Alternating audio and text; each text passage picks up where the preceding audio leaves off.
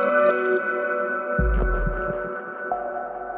guys, here's a story that I'm going to tell you about how to succeed in an environment where you have no experience, right?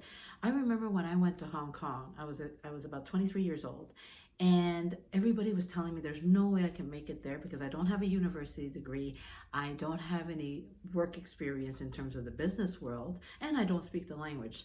So, of course, I don't care what anybody says. If fine, they think it's impossible. So I thought, well, if it's going to be impossible, I'm just going to go and figure it out and try to see whether it is impossible or not. So I actually left with a girlfriend of mine, and after 3 weeks when we ran out of money, I just had to find a job. Like, there's no way. I know I can't work there because I wasn't born there, right? But anyway, so I remember when my girlfriend got her first job and she left for work and left me alone in that dingy cockroach infested apartment, and I thought there's no way I'm going to have to get comfortable in this apartment because it's so gross. So I went downstairs and got the newspaper and I got a job, right? I got a job interview 2 days later. Well, one of the things I remember thinking about is, and I ended up staying in Hong Kong for 7 years nearly, and then in Singapore for 4. And the only thing I could think of was I had to become the queen networker of all networkers. I never had a problem with making friends. That's probably one of my superpowers, is that from a very young age, I was always able to just make friends and be part of the crowd. And so I remember, okay, well, how can I reach success in an environment where all the odds were stacked against me? And I thought, you know what, I'm just going to learn how to become everybody's friend. And somehow, I think the one thing that really stuck to me from a very young age, my dad taught me one thing that served me.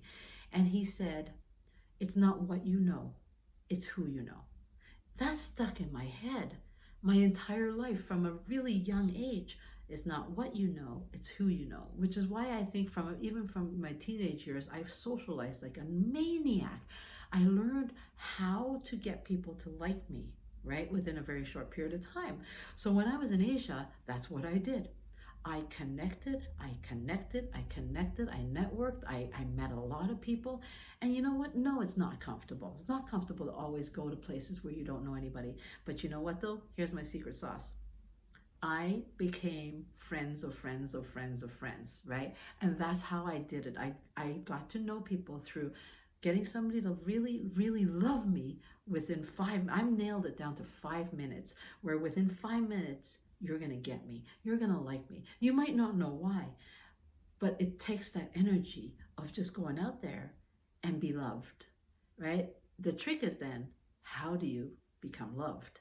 And that's something I learned over my years in Asia, becoming very successful without a university degree, because I wanted to prove that, you know what, love and relationships and trust and integrity will get me my success.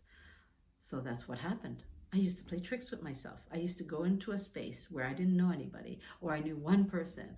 And with that, I would just play this game of, I'm going to get that person to like me within 10 minutes, within 15 minutes. I just kept lowering that time. And today, that's what I do. This is what I teach people: how to influence with integrity and trust and love. And you know what? That's the best way to operate, because there's nothing better than to be seen and be heard. And that's what everybody needs. So if we can allow everybody to be seen and be heard, you will be loved, because it's so rare to get that. So that's how I got my success in Asia, without an education, without the language, and without the experience. It's just to go out there and to love, be loved, build relationships based on trust and integrity.